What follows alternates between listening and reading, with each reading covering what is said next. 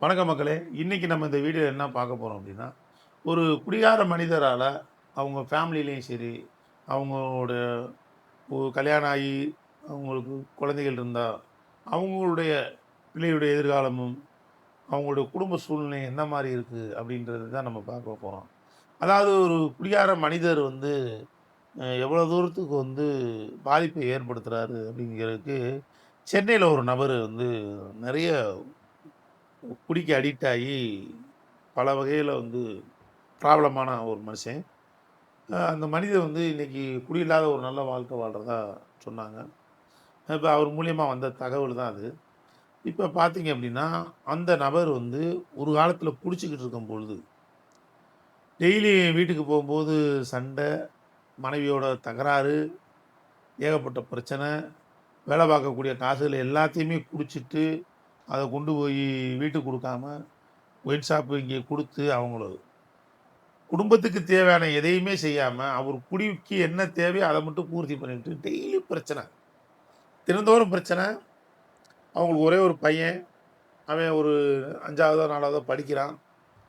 அந்த பையன் வந்து தொடர்ந்து பார்த்தீங்க அப்டின்னா, இவங்களுடைய சண்டை, சச்சரவு, போராட்டம், குடும்பத்தில நடக்கக்கூடிய ஒரே கூச்சல், குழப்பத்தினால இவன் சரியா படிக்க கூட முடியாது.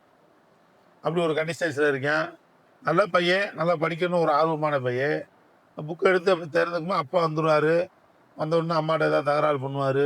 ஏதாவது பேசுவா, உடனே எடுத்து மடிச்சு வச்சுட்டு வெளிய போயிருவான். ஒரு ஒழுக்கமான பையனா இருக்கனால, வெளியில அடுத்த தெருவுலயோ, அக்கம் பக்கத்துல எங்கேயும் போய் அவரு பசங்களோட விளையாடுறதோ, இந்த வேலையெல்லாம் வச்சுக்கவும் மாட்டாரு. ஸோ அவருக்கு ஒரு ஹேபிட் என்ன அப்டின்னா, ஒரு சின்ன மைனா குஞ்சு வளர்க்குறாரு. அந்த மைனா குஞ்சி வந்து வெளியில ஒரு கூண்டுல வச்சு வளர்த்துட்டு, தண்ணி வைக்கிறது, அதுக்கு தேவையான ஃபுட்டு, இரைகள் அது குடுக்குறது. இது வந்து அவர் ஒரு ஹேபிட். ஸோ வீட்டுக்குள்ள இருந்தா போர் அடிக்குது. நைனா சண்ட போடுறாரு.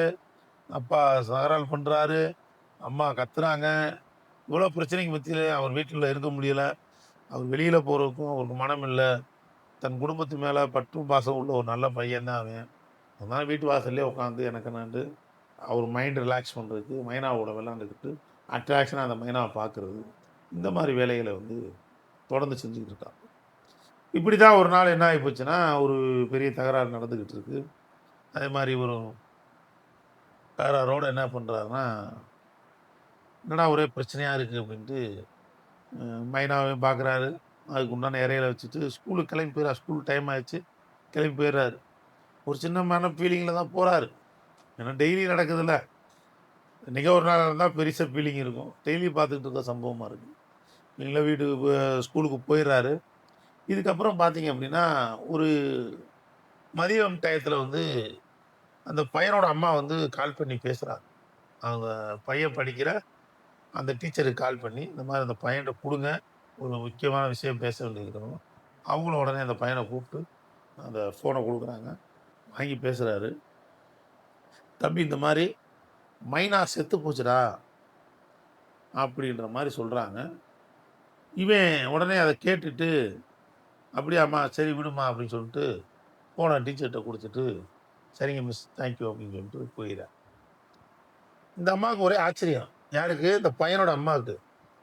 இவன் ரொம்ப பாசமா அந்த மைனாவ வளர்ப்பானே, அவன் ஒரு நிமிஷம் கூட பிரிஞ்சு இருக்க மாட்டானே.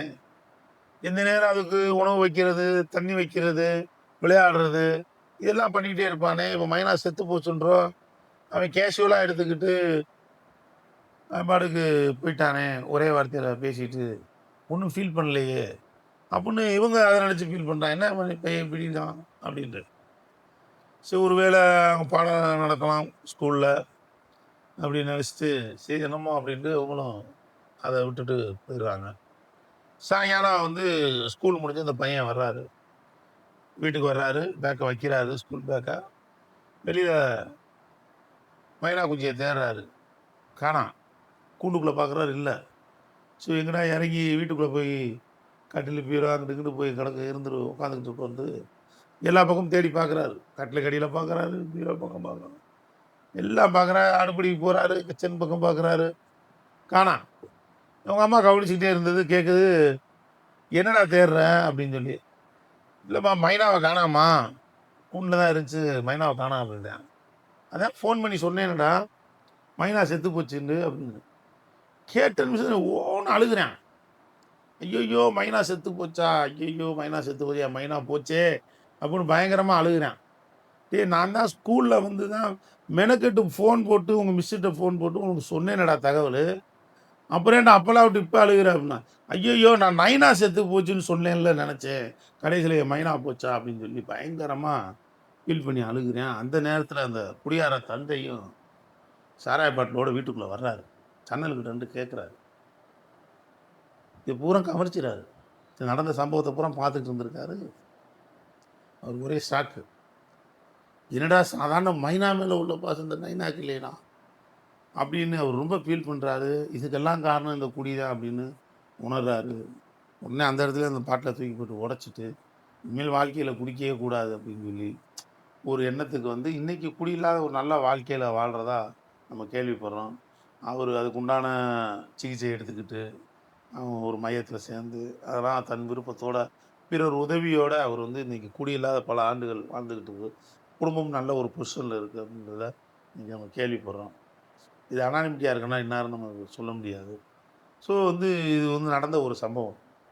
ஸோ இது ஏன் சொல்றேன் அப்டின்னா, ஒரு பெத்த தகப்பன் அந்த குடியினால ஒரு சாதாரண ஒரு 5 அறிவு உள்ள ஒரு ஜீவன் மேல வச்சிருக்கிற பாசத்த கூட நம்ம பிள்ளை நம்ம மேல வைக்கலையேன்னு ஃபீல் பண்ற அளவுக்கு இந்த குடியினுடைய தாக்கம் இருக்கு.